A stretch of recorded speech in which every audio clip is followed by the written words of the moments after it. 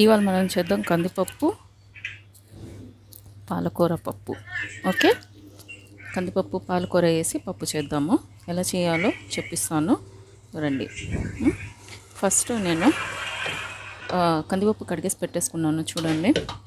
ఇంకా మంచిగా కడుగు పెట్టుకున్నాను. ఇప్పుడు దీంట్లోని పాలకూర కొంచెం వేసుకున్నాం.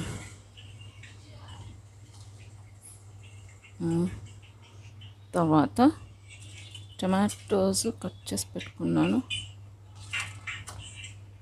టమాటోస్ వేసేసుకుందాం. పచ్చిమిరపకాయలు, తర్వాత సాల్ట్ తగినంత, మీకు ఎంత కావాలో అంత సరిపోతుంది మేబీ. ఓకే, తర్వాత ఏం చేద్దామంటే బాగుంటుంది, సింపుల్గా ఉంటుంది. ఐ థింక్ మీకు తెలుసు ఎలా చేయాలో అనేది, బట్ అయినా స్టిల్ హల్దీ,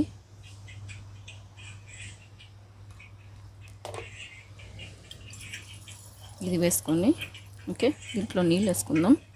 నీళ్ళు వేసుకొని క్లోజ్ చేసి ఫ్లేమ్లో పెట్టేసుకుందాం. వాటర్ వేస్తా. మీకు ఎంత అంటే థిక్గా కావాలి, ముద్దగా కావాలి అంటే కొంచెం వేసుకోండి పప్పు.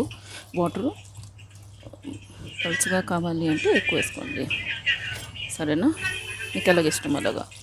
నేను కొంచెం వేసుకున్నాం, వేసుకొని ఓకే అయిపోయింది. దీనికి ఇప్పుడు క్లోజ్ చేసి ఓకే స్టవ్లో పెట్టేసుకుందాం. ఓకే, తర్వాత నేను మీకు చూపిస్తాను ఎలా చేయాలనేది. తాలింపు అవన్నీ ఎలా చేయాలి మీకు తర్వాత చూపిస్తాను.